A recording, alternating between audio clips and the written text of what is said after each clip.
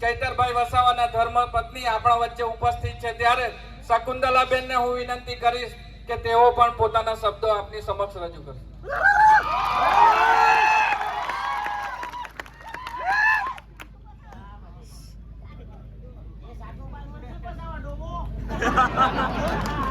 જય આદિવાસી, જય જવાહર.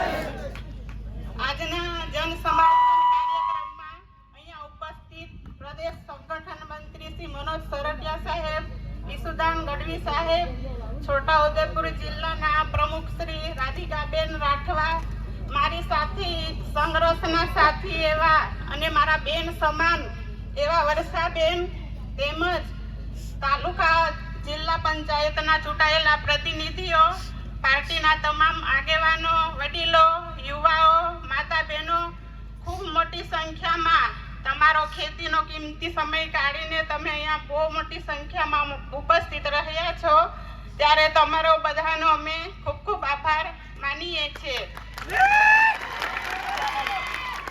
કાલે અમને હાઈકોર્ટ દ્વારા મને અને મારી સાથે 4 ખેડૂતોને જેલમાંથી મુક્તિ મળી છે.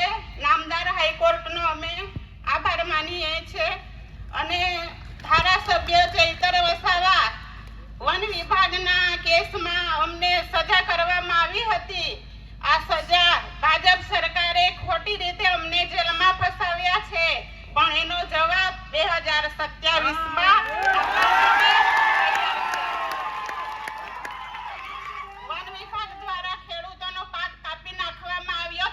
ખેડૂતોને ન્યાય અપાવવાના બદલે આ ખોટી સરકારે એમને સજા ભોગવી છે, પણ એનો જવાબ પણ આપણી જનતા આપવા માટે તૈયાર છે. એનો બદલો પણ મળશે.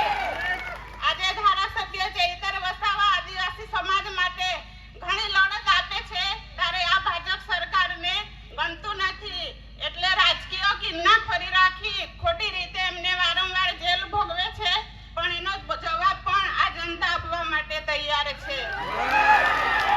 અમને 2027માં જ્યારે આ કેસ થયો હતો ત્યારે અમને સેન્સન કોર્ટ દ્વારા અમને જામીન મળ્યા હતા, પરંતુ અમારી તારીખ અમે દર મહિને ભરતા હતા. મહિનામાં અમને 2 તારીખ પાડવામાં આવી. કેસને ખૂબ ચલાવવામાં આવ્યો. એ લોકોએ ખોટી રીતે સજા ભોગવી છે, પણ એનો બદલો પણ આપણી જનતા આપવા માટે તૈયાર છે. તમારા દુઆ અને તમારી આશીર્વાદથી અમને જેલમાંથી મુક્તિ મળી છે, એટલે તમારો બધાનો ખૂબ ખૂબ આભાર.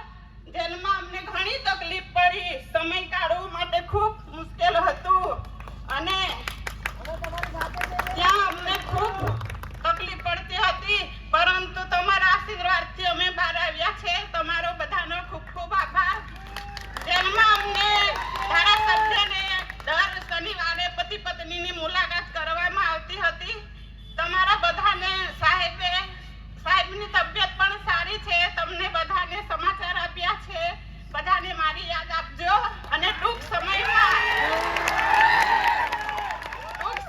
અઠવાડિયામાં ચૈતર વસાવાને પણ જામીન મળશે. નામદાર હાઈકોર્ટમાં જામીન આપવામાં આવ્યા છે, અને નામદાર હાઈકોર્ટનો અમે આભાર માનીએ છીએ.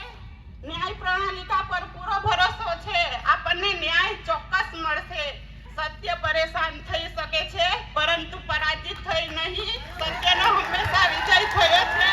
ખૂબ ખૂબ આભાર. તમે બધા મોટી સંખ્યામાં આવ્યા, અમને સમર્થન આપ્યું, એ બદલ તમામનો આભાર. જય આદિવાસી, જય જોહાર. ખૂબ ખૂબ આભાર શકુંતલાબેનનો. હવે હું અહીંથી એક નારો બોલાવીશ અને તમારે 2 વાર ચૈતરભાઈ ચૈતરભાઈ કહેવાનું છે. इस जंगल में